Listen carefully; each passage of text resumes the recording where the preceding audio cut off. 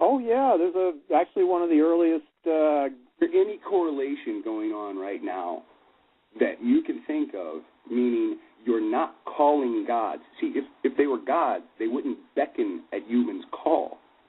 See, is there anything that just from this... Maybe they just don't want us to attack them with our jet planes like we tend to do. What I'm saying is maybe with the idea of the Tales of Solomon, do you realize that not gods that you're calling demons, just like in the Tales of Solomon? You're assuming that everything is to be put into one of two boxes. Here's the good box, here's the evil box. The world just doesn't work that way. There are many spirits. Some of them are... Lex Will. Yes, sir. God. Lex Will. I'm glad you brought that.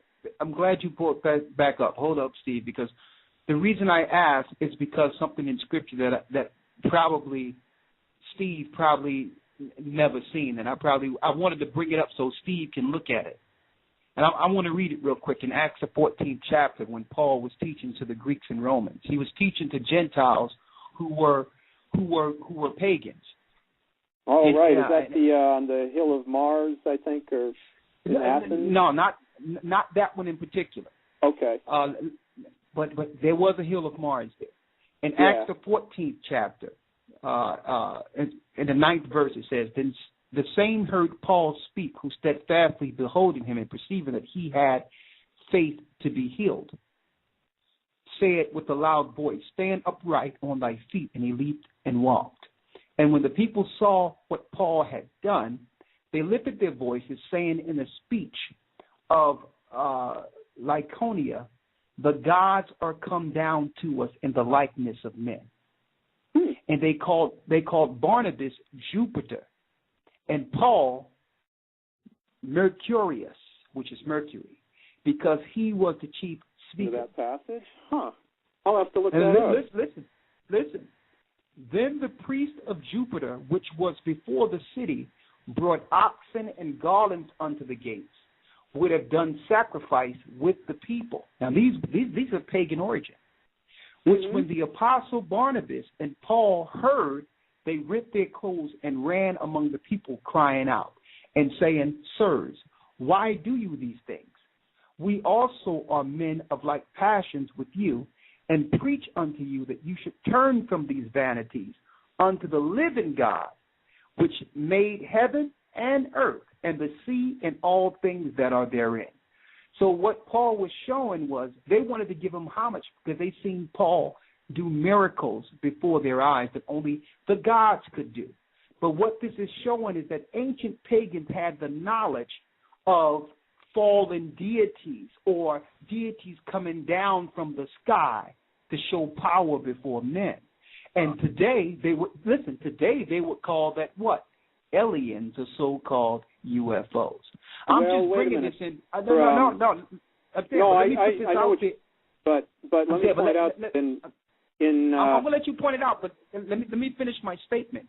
What I'm saying is, one thing that some people out there, and I'm not saying Steve, but some are doing, and maybe Steve don't even know what's going on with this, is that they fragmented what paganism was originally so that you cannot know the origin. Like all these things are intertwined. Everything we see within the earth, there's nothing that can't be identified. Everything has an origin and it's all connected. There's no thing where something might be out there and maybe these some beings out there. No. Everything, the whole universe is attached, including what we see, which what they call unidentified. But who can identify it? The scriptures, the ancient scriptures can identify them. They're fallen angels. And they're being worshipped. They're being worshipped. Now, I'm saying this because you mentioned earlier, Steve, that you didn't know the origin of them. I'm just putting it out there so that you can do the research. I said that I wouldn't presume to know. I wouldn't presume that I knew. And I think anyone who does is really overreaching. But let me point out about the gods coming into men. That's actually something that is commonly done in pagan religions, is to call down the gods into oneself. Witches call it drawing down the moon or drawing down the sun. In Vodun, they call it being ridden by the Loas. and and it's all around the world. In pagan religions, there are different ways of being inhabited by the gods, so that you can do those kinds of healing acts and healing works. So probably what they were thinking was, oh, these people have, they may be priests of Jupiter or Mercurius who have, called that god into them. But it's not an alien. Well, obviously, Steve, he was a high priest. Obviously, he's in the same position you're in. So and he may have thought, like I called down Jupiter into me, what I'm so saying. He called Jupiter into himself. Okay, but listen to what I'm saying. Notice. Don't just overlook this. Notice what Paul said to him. Yeah, he said, no, I'm not. I'm a worshiper of this God. Yeah. No. Listen, he acknowledged the gods that they were dealing with as far as the existence of them. He didn't say they didn't exist. What he told them, that step away from them to serve the living God. There is a God who created these gods you're worshiping. And that's what I'm saying. Just don't be too close-minded. I'm not coming at you as a Christian. I'm not ruling that out either, but I'm saying that... Oh, okay, all right. That's all I'm saying. Let's just keep the door open. All right, I'm going to yield now. I'm yielding. I will point out that we actually do, in the Wiccan tradition, have a name for the God who's the origin of all things, which I don't even know, we don't even call it a God. It's beyond that, kind of the principle, the all-pervading, the all-knowing, ever-present, and we call it the Drighton, which is an old Anglo-Saxon word that some people think originally meant Lord, but... and it sounds like dragon. Well, yeah, it's spelled Drygthon, and so it's one of those old, probably they pronounced it Drygthon, but... the Revelation, he's cast out of heaven, brother. No, not that at all. That's an English word, dragon. That's totally different. It just sounds, the word just sounds the same, but it's not. It's from a totally different origin than dragon. But yeah, anyway, we do have the concept of, the all-pervading, the all-knowing, the all-powerful. But to us, that principle, and I see this around me, that principle, that being, that one, is so vast and so, in so many ways, so remote. That let me jump in real quick, brother Lexwell. Yes, sir. Listen, I want to bring in a few more callers real quick because we're running out of time on the overtime. All right. Right. Yeah. Thank you for that, brother Lexwell. And let me just bring in the next caller real quick. Okay. All right. We have brother brother Kamar with a comment. Let's get that real quick. We have about less than 40 minutes to go. Shalom, Brother Gaja, Brother Steve, and Elder Rakar. I just wanted to bring a little out. First, I wanted to thank you guys for bringing this show to the forefront. And secondly, I wanted to thank Stephen for his candor when dealing with this situation. But what I wanted to go into, I wanted to ask a question as well. Actually, a couple of questions, and I'll make them short and read a little something as well. But the question I wanted to ask was, are the wearing and use or even unwittingly use of the symbols in paganism actually opening up the bearers of these symbols to control or manipulation of these many beings or spirits? No, we think of the pentagram as a protective symbol. It's like a hand, a five-fingered hand that averts evil. And in fact, they used to carve it on churches back in the Middle Ages for the same reason. So it's a protective thing. It's actually the opposite of that. It helps protect us from negative energy, people's hate and the evil eye, whatever you want to call it. So it's actually the other way around from that. Okay, when you brought up that deity that you were talking about, you said you made reference to a principle. Now, we study the records of our forefathers, and we were just talking about Paul.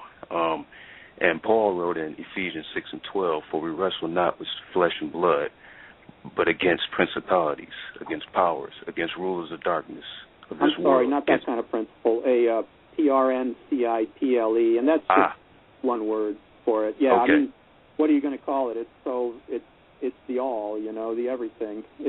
Okay, but would you call those spirits principalities or location? Where are they located? The powers, or what would you call these spirits?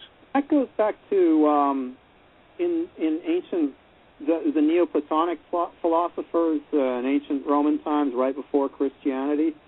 They several of them kind of saw or developed this whole hierarchy of spirits. The idea was that just as there are, I think the idea was just as there are hierarchies on Earth, like there's an emperor, and then there's princes, and then there's all these different provinces and that sort of thing, that there must be the same way in the heavens, so there are principalities and there are powers, and they all have this rule and so forth.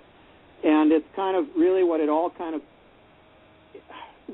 just to cut through everything, what it all kind of comes back to is the astrological planets, because usually they come back to 7 of them, and each of those 7 correlate to one of the astrological principles, like Mars is the principle of aggression, Saturn okay.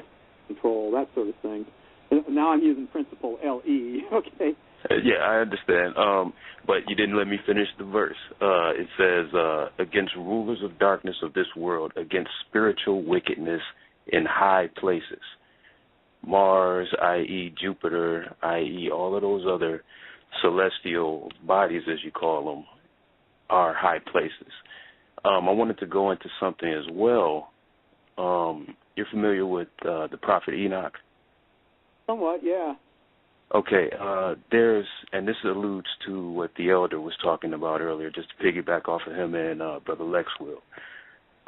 In the book of Enoch, chapter 8, verse 1 through 4, and I'll read it really quickly, it says, And Azazel taught men to make swords and knives and shields and breastplates, and made known to them of metals of the earth, and the art of working them, and bracelets and ornaments, and the use of antimony, and the beautifying of the eyelids, and all kinds of costly stones, and all coloring tinctures.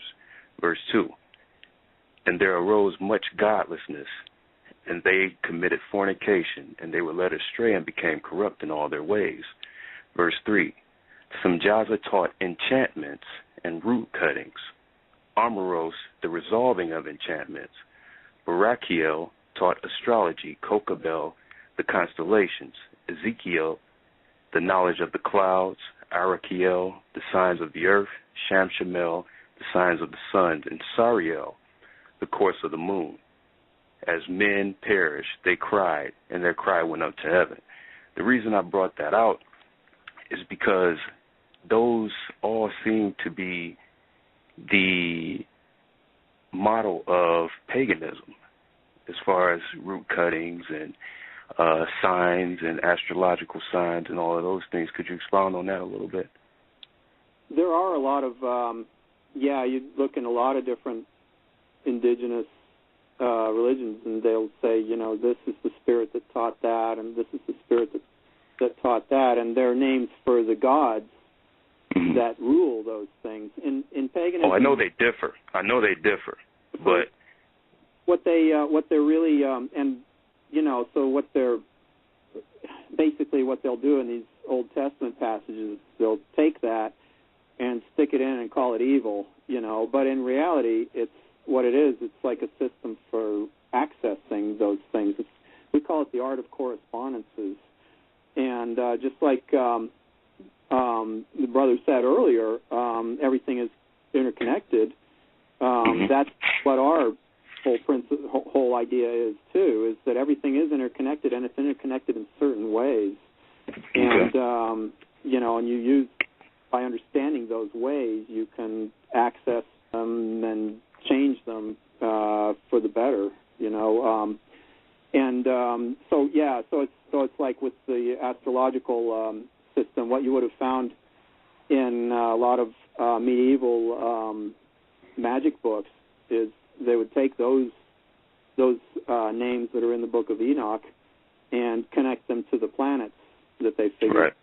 connected to, and and then say, okay, pray to this